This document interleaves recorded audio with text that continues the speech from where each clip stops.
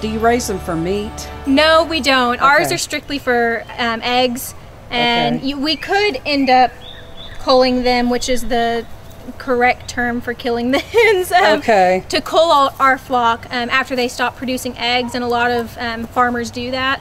But these hens are specifically bred for egg laying. Okay. And I have Americanas, which are called Easter eggers, and they lay green eggs.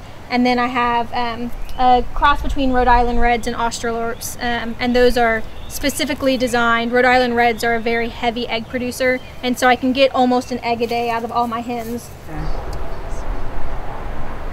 But yeah, it's funny. We have 3 hen boxes, and you're supposed to have at least 1 hen box for every 2 to 3 hens, but they all lay in the same box every day. So, Do you consider this type of urban farming to be kind of a trend?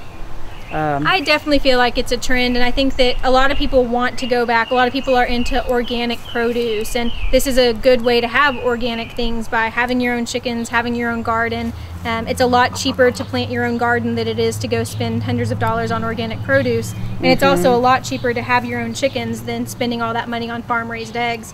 Are the different colored eggs, like the browns or the greens, are they of any better nutritional value than? No, all eggs are the same nutritional, even white versus brown versus green. All of them have the same thing in them, and they do the exact same thing. It's just the preference. There's only 1 or 2 breeds that lay white eggs, and so that's why most farm eggs are brown, because there's a ton of breeds that lay brown eggs versus just the 1 or 2 that lay the white eggs. Oh. I had a friend that was into it, and that's where some of my hens actually came from, were chicks that she had hatched from her hens.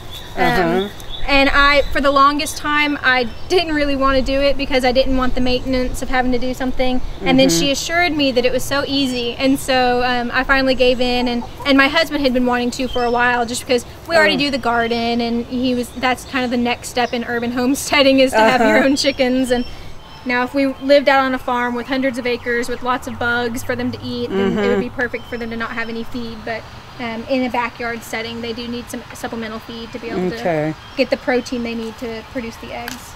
Okay. And a big misconception that a lot of people have had, because we tell people that we have hens but we don't have a rooster, and they say, well, don't you have to have a rooster to have eggs? And that's a big fallacy. You don't have to have a rooster to have eggs. You just have to have a rooster to have chicks. So you get an egg a day whether there's a rooster around or not, but you won't be able to hatch any of them because they will be infertile.